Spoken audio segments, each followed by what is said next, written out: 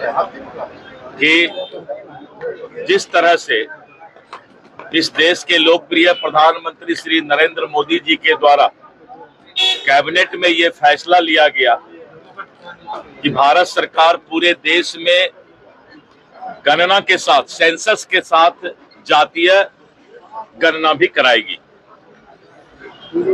ये प्रधानमंत्री जी और एनडीए सरकार पहले से ही इस बात को सोचे हुए थी कि हम अगर अलग से जातीय जनगणना कराते हैं तो उसका एक बहुत बड़ा खर्च जो है सामने आता है।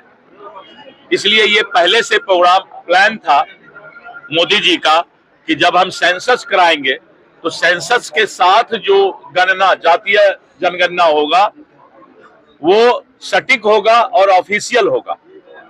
इसलिए इस देश का पैसा भी बचेगा और सेंसस के साथ हम ऑफिशियल जातीय गणना भी कराएंगे, जिससे कि आने वाले समय में सभी जाति को उनका अधिकार हम सेंट्रल गवर्नमेंट के ऑफिशियल पोर्टल से दे पाएंगे। अब तो इसका जवाब हम दे दिए, अब तो हम दे दिए जवाब कि पहला बार ऐसा हुआ कि सारे विपक्ष ने मोदी जी के इस फैसले पर पटाखा तक फोड़ दिया।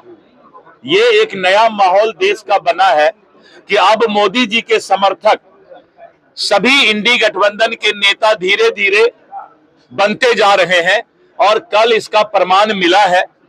लेकिन मोदी जी अपने आप में विगत 3 वर्षों से इस बात को दिमाग में रखे हुए थे कि जैसे ही सेंसस, क्योंकि सेंसस का एक अवधि होता है, जो भारत में सेंसस होता है देश में, उसका एक काल होता है, खंड काल होता है। तो वो सोचे हुए ही थे कि गणना के साथ हम जातीय गणना भी कराएंगे तो देश का पैसा अलग से खर्च नहीं करना पड़ेगा।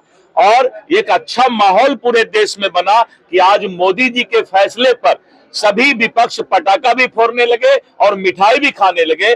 मैं भारतीय जनता पार्टी का प्रदेश अध्यक्ष सभी विपक्ष को धन्यवाद देता हूं कि आप मोदी जी के किए हुए कार्य पर अब पटाखा फोड़ रहे हैं, मिठाई खा रहे हैं। यही माहौल इस देश में जरूरत है, यही माहौल इस देश में जरूरत है।